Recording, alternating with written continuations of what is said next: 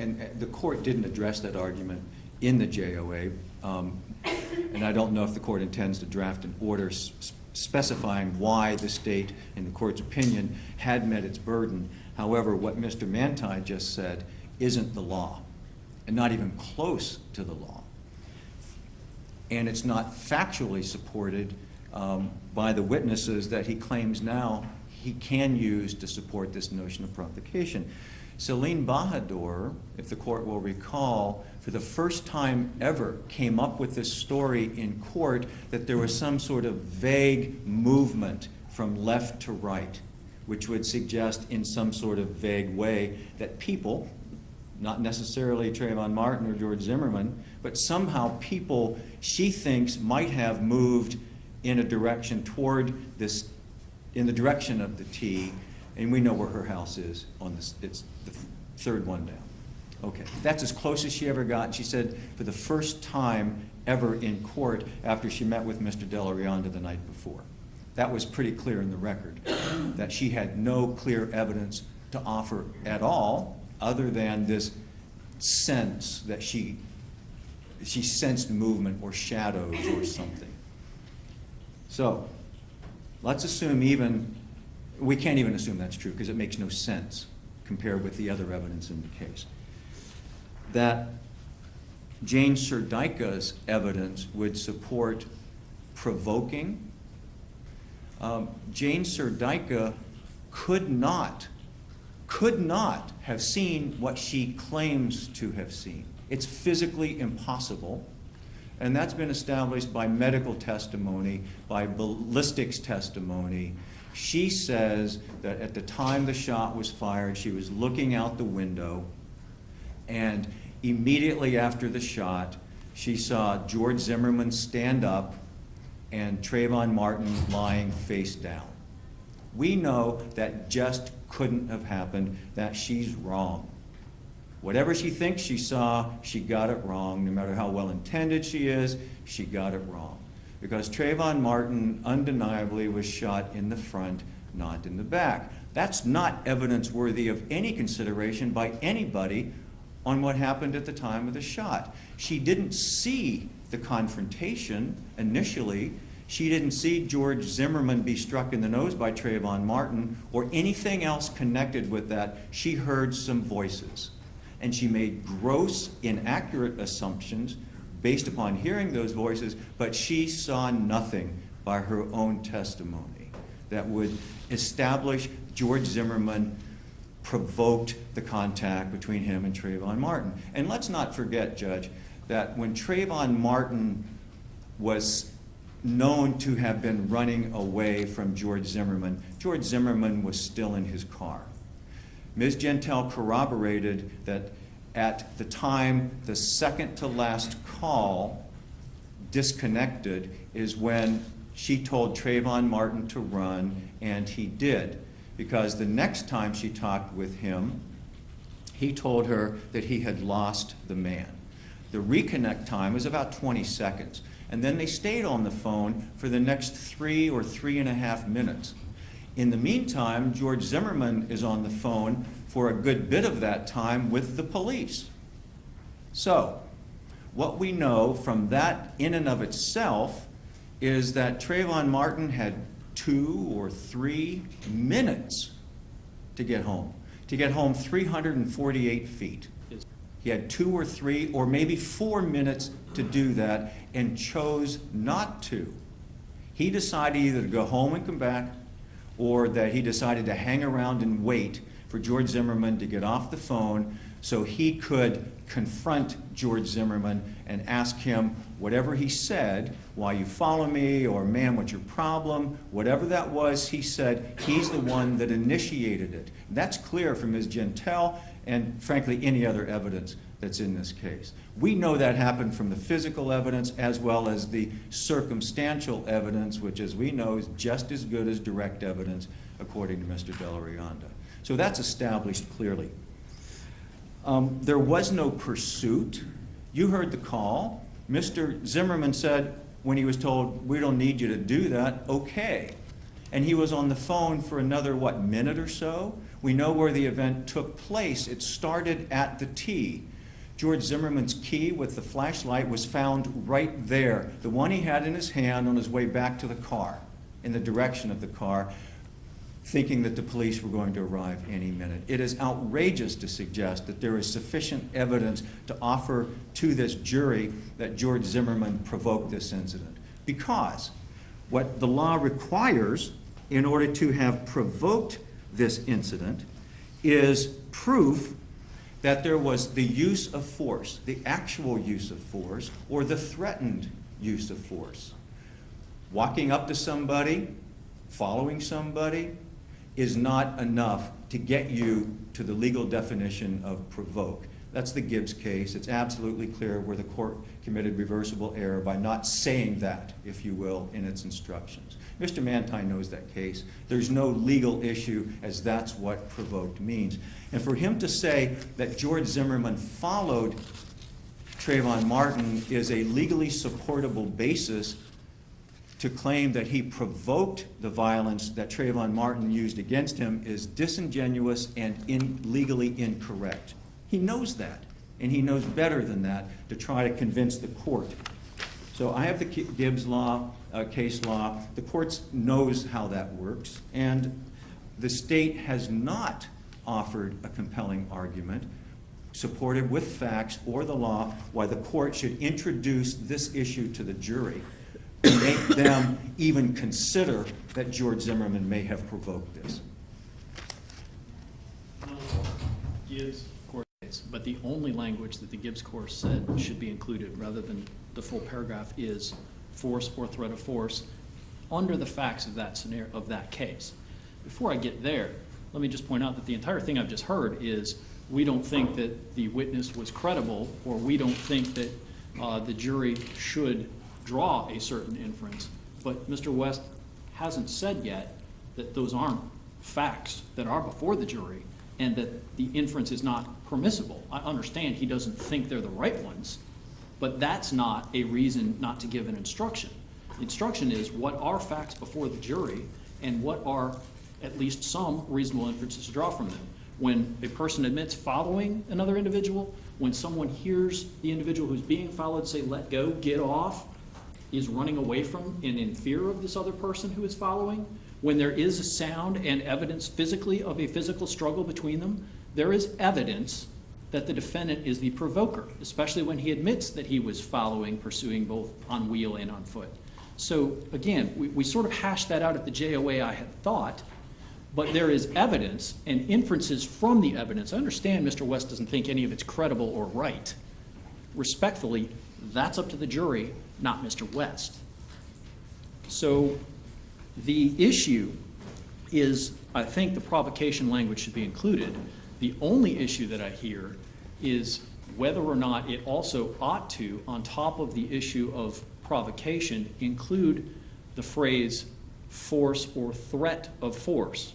And again, carrying a firearm or grabbing or accosting to the point that someone hears let go and a physical struggle, that is evidence of force or threat of force. It doesn't say, Gibbs certainly doesn't say deadly force, because of course Gibbs is itself a non-deadly force case in the first instance. So the state's argument is the defense is arguing what is credible, not what is actual. I understand both arguments. Well, let me point out, as a matter of law, following someone on foot or by car is not against the law. You are absolutely allowed to do that if you want to, and especially if you want to tell the police where the person is. That cannot be considered provocation under the law, just like because you happen to have a concealed weapons permit and have a licensed firearm on your person, that cannot be considered actual force or the threat of force. It obviously, under Gibbs and the reasonable construction of this issue with our common sense, is force means force. Force means force, physical force, or the threat of physical force, not a gun that's properly concealed, and certainly not the lawful act of doing what you're allowed to do in this state, which is if you see somebody suspicious, by your own definition, frankly, whatever you think is suspicious is good enough under neighborhood watch or by any other measure, and you call the police and you're asked to let you know if he does anything else, and you follow the person in order to be able to tell the police where they went, by car, on foot, what have you. That's not legal provocation, and it would be error and frankly promoting miscarriage of justice if the state were allowed to argue that to this jury. There is a separate instruction regarding whether or not there's unlawful activity. We're not asking the court to instruct the jury that wearing a hoodie and walking in the rain is also lawful activity. There is a separate instruction altogether to do with that. We're not there yet. I understand. Here, we're talking about whether or not the totality of the circumstances. We're still under the 776.041. Yes. And the defense doesn't want it, the state does. The court is not going to give it.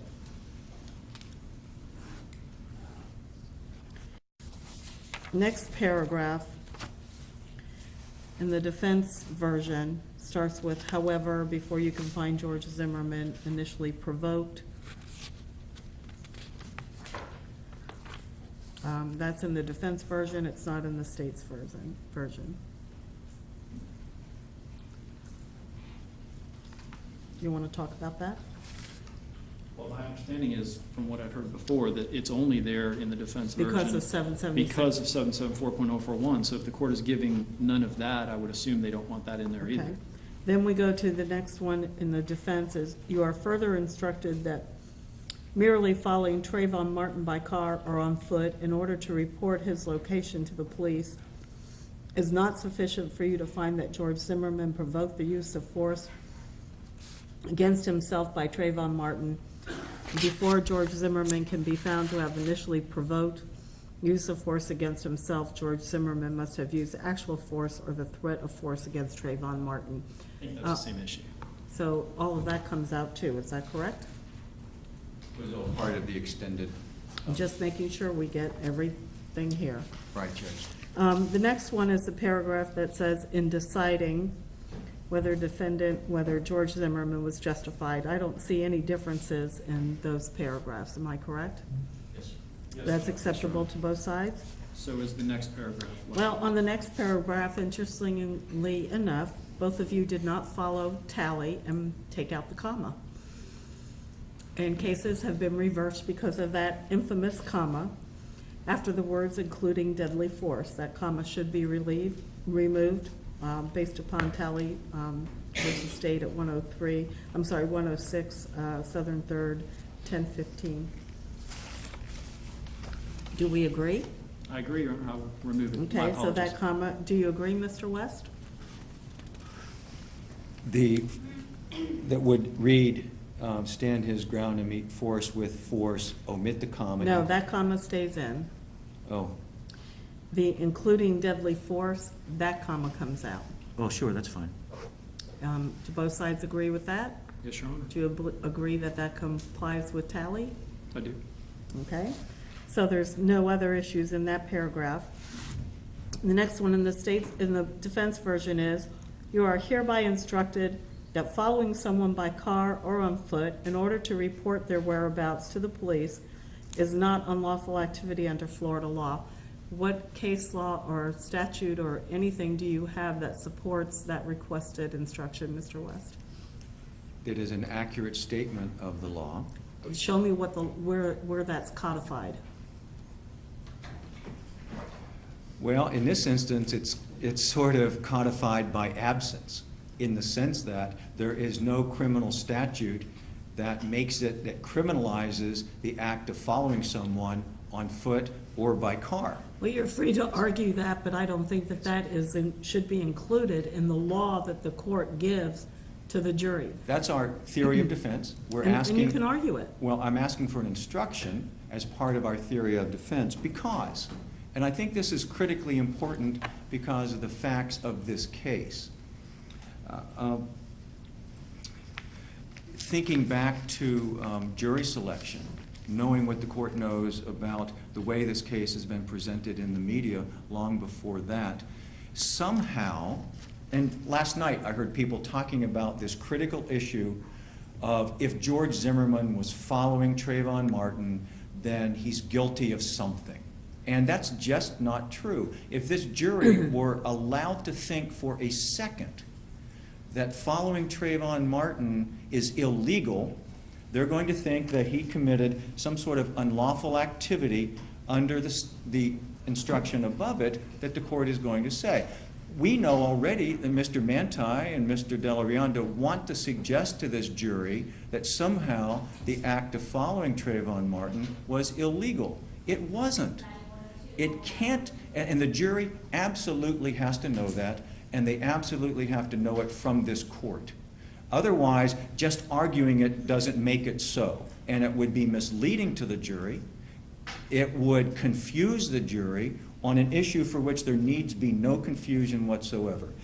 The standard instruction says if Mr. Zimmerman was not engaged in an unlawful activity and was attacked in any place where he had the right to be, he had no duty to retreat and had the right to stand his ground, etc., etc.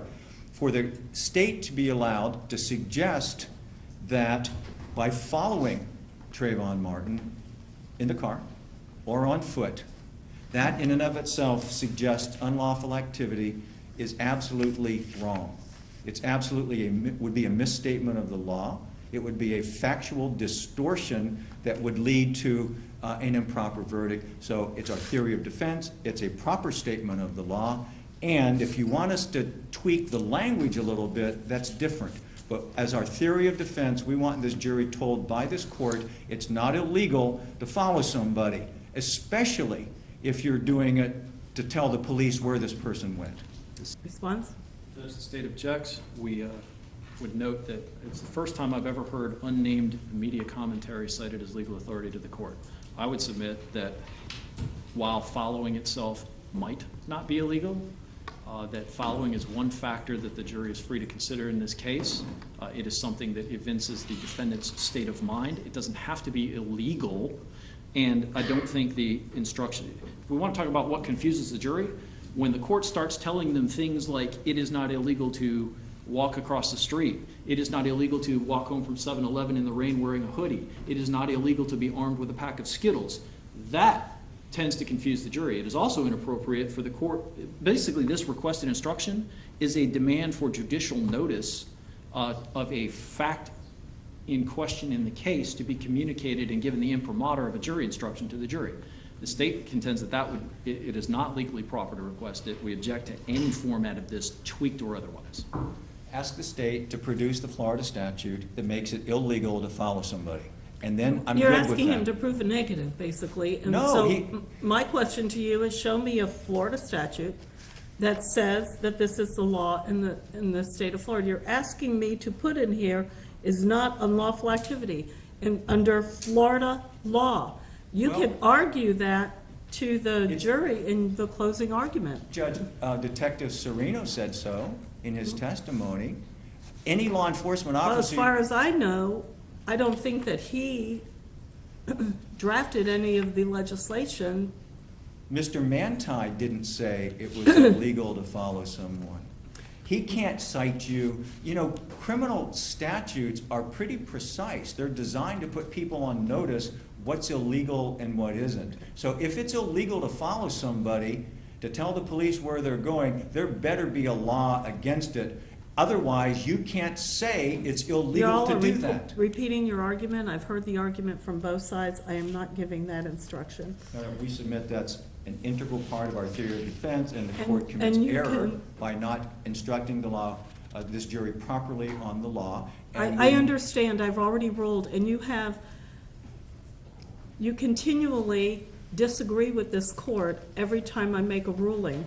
I have provided you on 3 separate occasions with the court's professional conduct in the courtroom, and included in that is do not continue to argue with the court after we've ruled. If I have made a mistake in this case, you will appeal. If there is a conviction, it will get appealed to a higher court, and they can review it to determine whether or not I made a mistake. This is my ruling on this issue. You are free to communicate that to the jury in your closing argument. I am not instructing them on that. Moving on to the I would like, though, moving on. I'm not disagreeing. I would like, though, to move in limine at this time, with regard to Mr. Della Rianda or Mr. Guy or Mr. Mantai's anticipated closing argument, to ask the court to order them not to suggest to the jury that following somebody on foot. Okay. Do you want me to get into getting a predetermined transcript of what each side intends to argue at closing argument and go through it and say what can and cannot be argued? No, ma'am, They're just- free to argue that. No, ma'am, just this, that it would be an improper argument of the law if the state were allowed to suggest to this jury that it is unlawful for someone to follow another individual by car or on foot. I'm And for not the going to state address to that be issue. allowed to make that argument would mislead the jury as to the law and would allow the jury to make a decision based upon an improper legal premise, because the state can't make that argument legally, and I'm moving in limine now for the court to preclude that specific argument, and I understand the court's ruling as to the instruction. Okay, your motion in limine is denied. The next, it starts at in considering the issue. There doesn't seem to be any objection or difference in that paragraph. Am I correct? I believe so, Your Honor, and the next one as well. Okay, and the next one is, if in your consideration of the issue of self-defense, it's a 3-line paragraph, there doesn't seem to be any differences. Is there any objections to that paragraph? Not from the state. No, I think that's the standard language now. Okay, thank you. And then the last one, it starts with however. If from the evidence, it's 3 lines. Is there any objections from the state, No, Your Honor. from the defense? Agreed, that's the standard language. Okay, so I think we have, were there any other requested changes or additions to this instruction by the state? As it relates to the justifiable use of deadly force, Correct. again, having already argued and simply relying again on the case of Johnson versus State, which is also in the packet regarding the provocation instruction, no, Your Honor. Okay, any others being requested by the defense other than the ones I've already ruled on? Within the justifiable use instruction? Yes, sir. No, Your Honor. Okay, then the next one that we have, the defense has another one, you just included in your packet the state's proposed instruction on justifiable use, is that I correct? did, just for comparison purposes. Okay, thank you. Then there is a circumstantial evidence requested instruction from the defense. Is there any objection by the state? There is, Your Honor. All I've right. provided the case of Wadman, W-A-D-M-A-N versus State, which is 757 second 655. It's a 1999 opinion from the 4th DCA citing to the 1981 opinion of the Florida Supreme Court in re standard jury instructions in criminal cases, 431 Southern 2nd 594. The instruction requested here by the defense has been eliminated by the Supreme Court. It was eliminated over 30 years ago. And the reason it was eliminated, as Wadman makes clear on page 2 of the opinion at the bottom, the Supreme Court deleted this instruction from the standard instructions, finding that where the jury is properly instructed on the standard of reasonable doubt, the circumstantial evidence instruction was confusing and incorrect. The court does go on to say that while the Supreme Court did not totally prohibit it, if the court in a particular unique case believes that it is necessary under peculiar facts to give, that a court could consider this as a special instruction, theoretically. However, they go on to catalog a litany of cases whereby the refusal to give such an instruction has been upheld. At the bottom of that page, head notes 2, 3, and 4, a trial court should not give instructions which are confusing, contradictory, or misleading. And if I go beyond that for a moment, the court's opinion also issued an order on rehearing, which is found on page 3. And what the court said at the very end of the bottom of the second column regarding it is read in conjunction with the portions of the instructions that intent is an element of a crime that must be proven beyond a reasonable doubt. there is little risk that the standard instructions will diminish the state's burden of proof. And so the state objects to this instruction. We agree with the 30 years of precedent that have concluded it is confusing and incorrect. We don't believe that this is anywhere close to the peculiar case warranting the court even exercising a discretionary decision to give it. And I'll stop there until I hear more. Okay. Mr. West? Yes, Judge. I actually remember when this instruction was part of the standards. As Mr. Manti points out, that was some time ago. And generally speaking, the position the courts have taken is that a specific instruction on circumstantial evidence is not necessary because of the other instructions that the jury gets in terms of how to evaluate evidence. And they're told about circumstantial and direct evidence, but circumstantial isn't defined very particularly. However, when a case is appropriate for it, it's clear that the law allows it. The Supreme Court could have easily said at any point in time, you can't give it. If you give it, it's error. They haven't done that. What they've done instead, what has happened since, if you will, is that if the court thinks it's appropriate in a given case, because of the somewhat unique circumstances of that case, it is entirely proper to give the instruction. So knowing that it is proper, in some cases, I'd like to speak for a moment about why it's proper in this case. Since if the court gives it, it's not error. If the court denies it, it's probably not reversible error, unless a reviewing court finds that, in fact, this is that case, the case where it's specific enough as applied that it should have been given. So that's sort of the standard that we're looking at. And here's why it's important in this case. First of all, in voir dire, Mr. De La Rionda made a big deal, a really big deal, about direct evidence and circumstantial evidence. Getting the jurors to agree and to understand and to basically say, okay, circumstantial evidence is just as good as direct evidence. And we know it's not, actually. It's not as good as direct evidence unless it meets the conditions or the criteria set forth here in this special instruction that this jury would have to apply in this case. It must be, those circumstances themselves have to be proved beyond a reasonable doubt. The jury needs to know that when you're comparing circumstantial evidence versus direct evidence.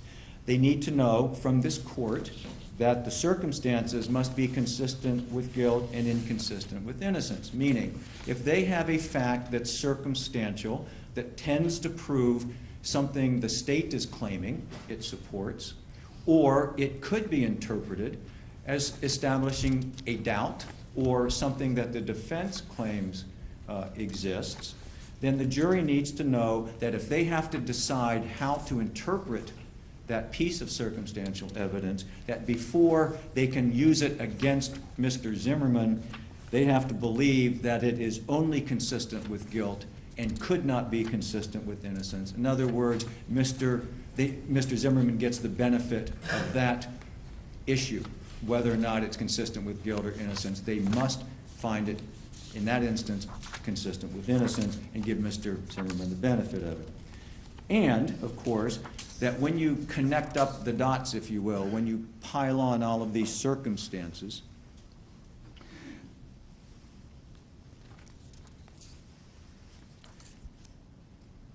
they must be so conclusive that it can only indicate proof beyond a reasonable doubt of the guilt. If the circumstances are susceptible of two reasonable constructions, one indicating guilt, the other innocence, you must accept that construction indicating evidence. So indeed, of the circumstances of this case, which is all circumstantial, if you will, on the issue of intent, and frankly, a lot of it is circumstantial on the core issue of self-defense, even though Mr. Root said that George Zimmerman's conduct was objectively reasonable under the information that he had. The jury has to find, was his fear, did he reasonably believe that he was facing imminent great bodily harm or death if he didn't respond with force? They're going to have to get inside George Zimmerman's head. They're going to have to take what was going on in his head under those circumstances, apply it to their own common sense, to their own somewhat objective standard of what's reasonable and what isn't, and come up with a decision based on circumstantial evidence whether under those circumstances it was reasonable, after being hit in the nose, after having his head smashed on the concrete several times and being held down on his back, whether it was reasonable for him to have responded to that force in the manner he did. So there is no other instruction, I think, that's as specific, as poignant, as appropriate to help the jury define how to help the jury analyze the evidence in this case than this particular instruction. It could not be said to confuse the jury. In fact, it gives them the guidance that they desperately need in a case just like this one. So, of course, while the court has discretion, the discretion should be exercised here to give this instruction. It's perfectly proper. Judge, if that argument were correct, every case with a single bit of circumstantial evidence in it would get this instruction because there is some circumstantial evidence involved. Number one, that's not true. It's not the law, and it's the reason it was abandoned 30-some years ago and hasn't been given. I don't see a case relied upon by the defense here where it has been. Number two, this is, of course, not a totally circumstantial case because we have direct evidence in the form of the defendant's own statements, and there is direct evidence that the defendant shot and killed the victim. So there is no question that this is not a totally circumstantial case, which is, I would put it, the only way we even get close to thinking about giving this instruction. And if the defense's argument were correct, this instruction would be continued to be given every case where there is a single bit of circumstantial evidence. It's just not. And it's not for the reasons that are expressed in the Wadman case, because it is confusing and incorrect. So, that's what the Supreme Court said about it. The fact that the Supreme Court has said, just like with any other special instruction, there are going to be cases where a court may think it is appropriate to give this, doesn't mean what Mr. West thinks it means. The Supreme Court prefaces every jury instruction opinion they issue with the idea that the court isn't saying this isn't ironclad forever that we'll never change our mind. Montgomery is a classic example. Okay, I've heard enough argument. Yes, Your Honor. I'm not going to give the circumstantial evidence instruction. The next one is out in burden of proof, and yesterday there was an indication that neither side objected to that. Is that correct?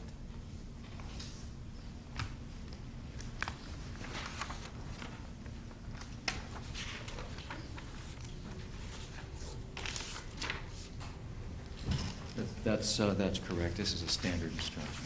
Okay, and the next one was the date of the crime, and yesterday there was no objection to that instruction. Is that correct? That's true. The next one was venue. There was no objection yesterday as to that instruction. Is that correct? Yes. Weighing the evidence, yesterday we had discussed the 1 through 5 that are always given. The state had requested the one on inconsistent statement. Court indicated it would be given. It appears in the new one the state is also requesting the instruction that whether the witness has been offered or received any money, preferred treatment, or other benefit in order to get the witness to testify. Is there any objection by the defense? It's my understanding that the state wants this because there has been some testimony that experts have charged money for their services, as opposed to suggesting that someone has been paid off or bribed in some way. Is that the focus of it? It is that, whether the compensation was financial already or expected. I think Mr. Root said he hadn't finished a bill yet or something of that variety. But yes, that is the reason. Nobody's going to be suggesting anybody was bribed. But there was Well, compensation. you know, that's kind of an interesting issue, because there were some witnesses who were asked or indicated that they, I hate to use this word, but some people sounded like they were giving infomercials.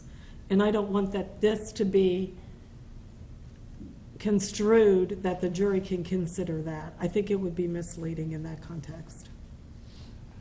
I understand. Because what the intent of any of them to give that additional information doesn't have anything to do with the defense calling that person or the state calling that person. I understand. Dr. DeMaio, for example, is one expert that comes to mind. He actually had listed the exact amount that he was paid for his work and to be Well, here. there's a special instruction given for expert witnesses that I think that is appropriate to cover this. I could see the danger of this one because of that Just for clarification. possible infomercial information out there, so I'm not going to give it. Thank you, Judge. Just for clarification, unless to be argued later, Dr. DeMaio has not been paid anything. He said what he was charging. Well, experts are entitled to be paid. Absolutely. So we're not going to give that number 6, so redo that the number 6 will be the inconsistent statement. Yes, Your Was there anything else about the weighing the evidence that either side had any objections with? No, Your Honor, not from the state. From the defense? No, Your Honor. The next one was the expert witness instruction, and yesterday there was an indication there was no objection from either side. Does that remain? Yes, Your Honor. Yes. Defendant testifying, we said was not going to be given. The defendant not testifying, is there any objections to that instruction?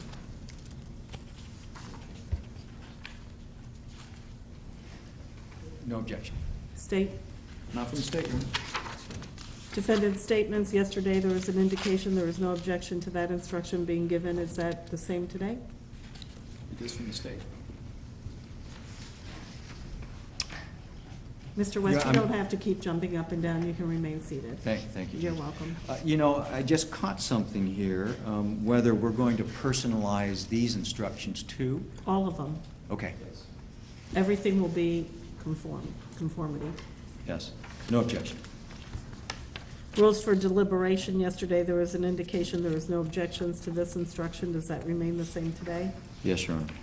Your Honor, if I may, as to the substitution of the names, do you want that in the title too? For example, the defendant's statements, the title Everywhere. of that, you want that to say George Zimmerman's statements? Yeah, Yes, Your Honor. thank you. Then the instruction on notes, the indication yesterday there was no objections. Does that remain the same? Yes, Your Honor. Yes, Your Honor.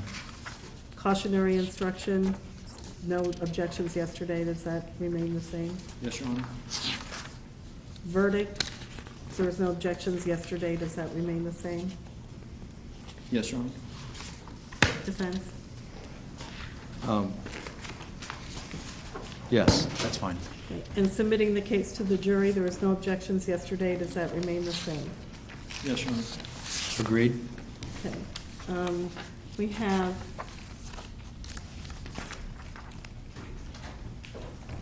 to talk about the felony murder, third degree. One of the elements for felony murder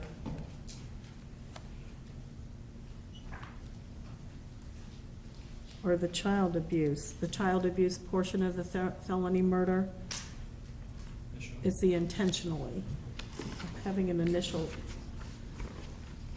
issue with that.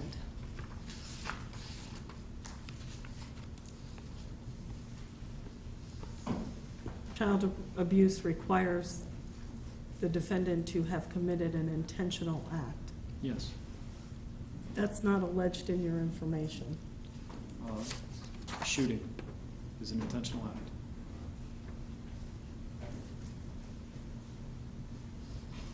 It's the same intent required for second-degree murder. Second-degree murder requires the additional depraved mind element, but I don't think it's argued that this was an unintentional shooting. The question is whether it was justifiable, but not whether it was intentional. Okay, that's the issue that I'm going to be looking at. I'm going to give Mr. West some time to do that. The other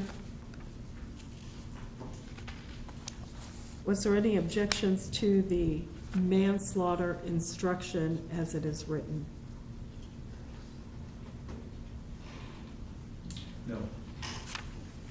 So the only one that I have to deal with and make a determination on is the felony third-degree murder. Can we then now look to the proposed verdict form? Judge, With there regard is- to the third-degree murder issue, Judge, of course, the court pointed out it's one of those historically Category 2, which means that it's discretionary so long as the evidence. The state gets it if they want it, if the facts fit to it. It's not really a discretionary issue. I disagree, but. Okay, well, I'll cite you to, I think it's Johnson versus State. In any event, I'll look at that.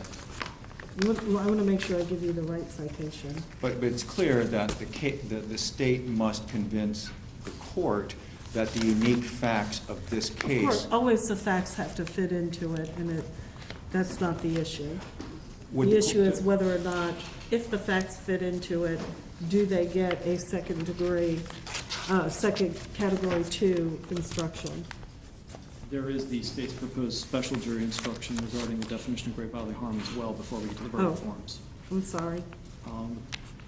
My understanding is the defense objects to that in its entirety, and obviously I don't intend to place it, if it is given, at the end, but we could discuss placement if we wish, if the court is going Okay. to permit it. Let's get on the record to make sure. It states proposed special jury instruction number 1, defining great bodily harm, setting the authority of Chesnoff versus State, 840 Southern 2nd, 423, 50 CA 2003. The suggested instruction reads, great bodily harm in the context of aggravated battery means great harm is distinguished from slight, trivial, minor, or moderate harm, and as such does not include mere bruises as are likely to be inflicted in a simple assault and battery.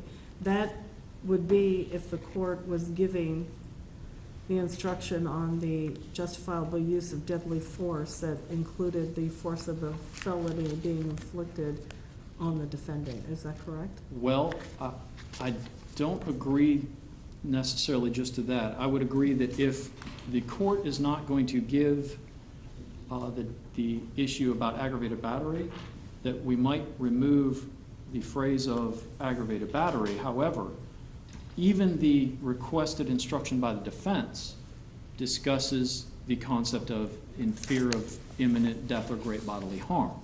So I think the definition and the concept behind Chesnoff and Coronado and Gordon and Owens, all those cases cited here, is defining great bodily harm so that the jury has a frame of reference.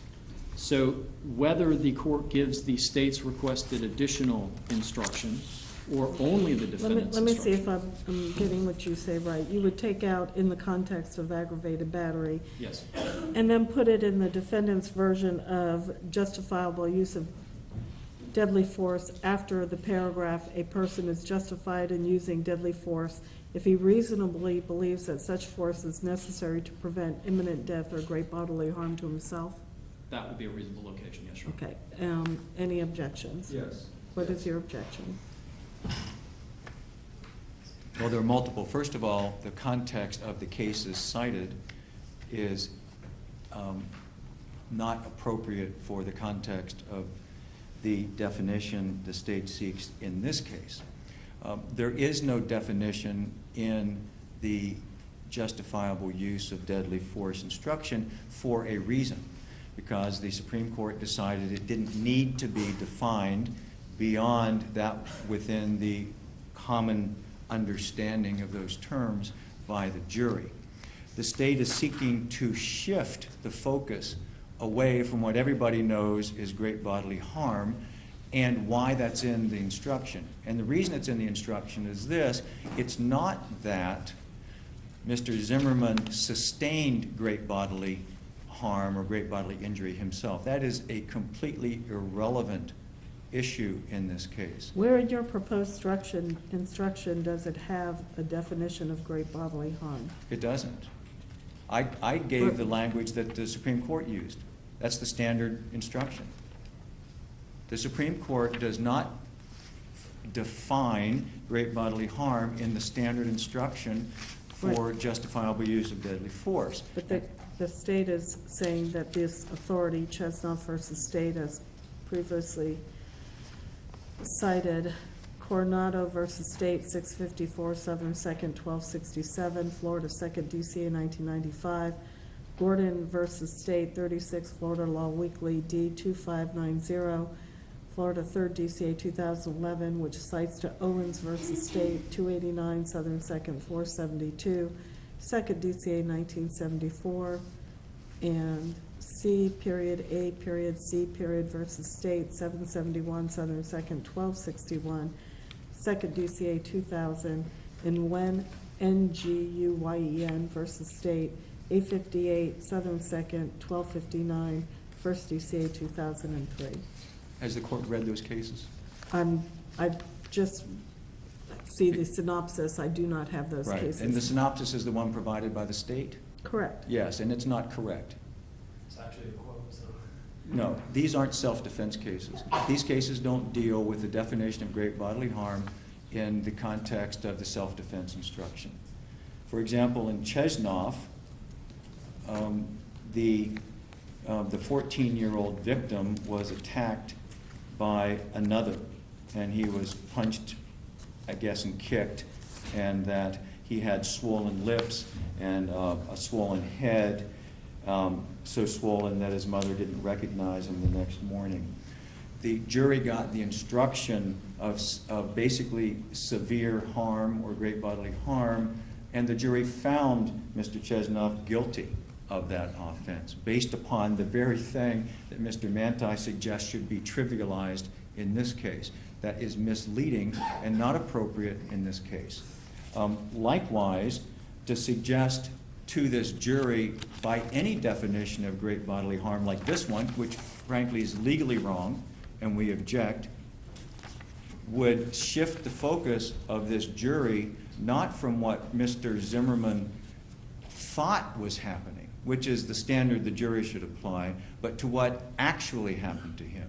And it's a mischaracterization of the law, it's misleading, and this is just plain wrong for the jury to have, factually and legally. As the court is well aware, there are no injuries required whatsoever for self-defense. Mr. Martin didn't have to lay a hand on him if, indeed, Mr. Zimmerman reasonably believed that the use of deadly force was necessary to prevent the imminent commission of great bodily harm. Everybody knows what great bodily harm means when you're punched in the face and your head is smashed on concrete. The state's expert said there are at least 3 impacts on concrete by Mr. Zimmerman's head. That is Dr. Valerie Rao. There's no issue there. She said as much. She saw the bruising, the collection of blood under the skin. She saw the lacerations. Dr. DeMaio opined further, having seen additional injuries, further increasing the number of the minimum times that Mr. Zimmerman's head would have impacted concrete. What the state has been trying to do from the beginning is somehow shift this not to what somebody going through what Mr. Zimmerman was going through at the moment must have felt that when you have your head banged against concrete and you're screaming for help and the person beating you doesn't stop and no one's coming to help, that's a reasonable basis to believe that you're facing great bodily harm. Just because he didn't die, just because his skull wasn't fractured, just because he healed up relatively quickly, doesn't mean that he didn't have that fear and that reasonable belief at the moment. The state is asking the court to deviate from the jury instructions with something specific that doesn't apply, that's not an accurate statement of the law or a definition that has been approved in self-defense cases. This is treading on very thin ice for this court. Very thin ice for the court under these circumstances to instruct this jury on something that just isn't the law. Response? Actually, I disagree. standard jury instructions for any offense, self-defense, aggravated battery, anything. There is no definition anywhere. That's the reason the courts have given it. Self-defense isn't sort of some special circumstance. The fact is, the phrase great bodily harm is used in an instruction, whether it's in the self-defense instruction or whether it's in connection with another instruction isn't the point. The point is the court said, Chesnoff and Coronado and all these courts said, the standard jury instructions provide no definition of great bodily harm. And that's anywhere. That is the reason they approved the court giving the jury some guidance as to what that might be. I will first point out that Mr. West is not correct that any doctor said injury X must have come from getting your head, I think as he put it, hit on the concrete or mashed on the concrete. What they said was, it is possible, it is consistent with that happen, it is equally consistent with getting struck by any hard object, including a fist.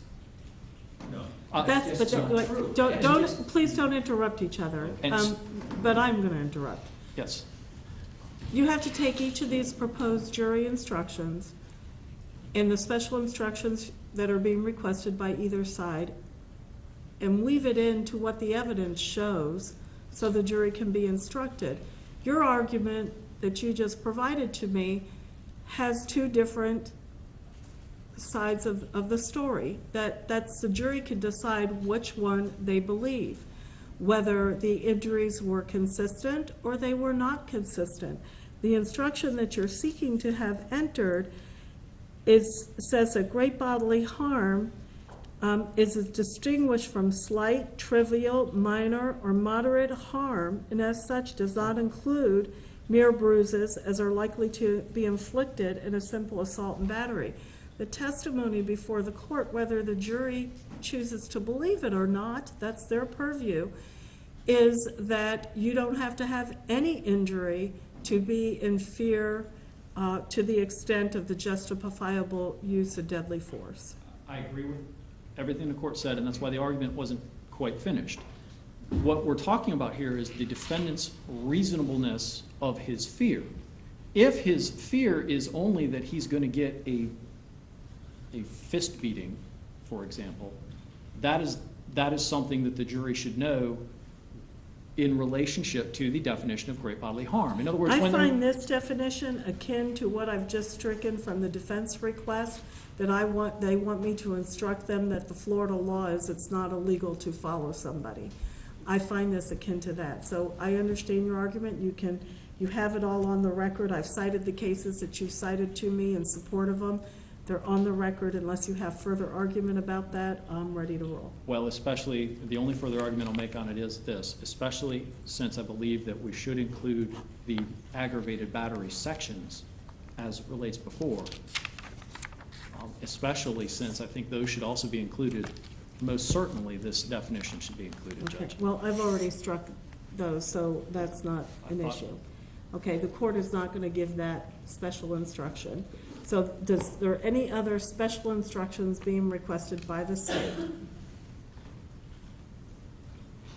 Additions, omissions, anything? The only other one was the provocation instruction under Johnson, where, because there's evidence in the record that Johnson may have initially provoked, that should be given. But those were the two, I think, that the state was requesting here, and then the aggravated battery definition. So Okay. that was it. How about by the defense? All right, can we go on to the verdict form? I don't have a copy in front of me, Judge, sorry. Do you have an extra copy?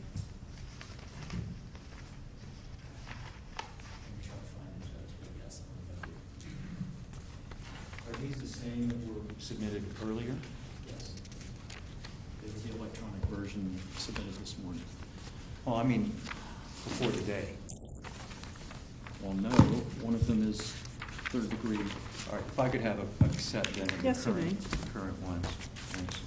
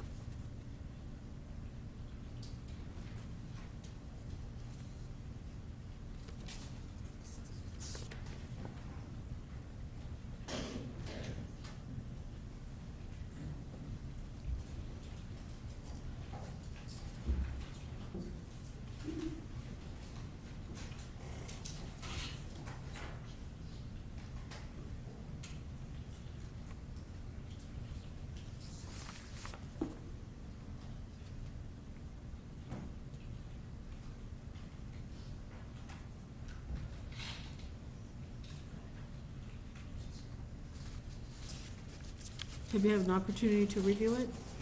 It's a single verdict form that contains all of the possibilities. Okay, so depending upon what the court's ruling is on the third-degree felony murder, you think that this verdict form is correct?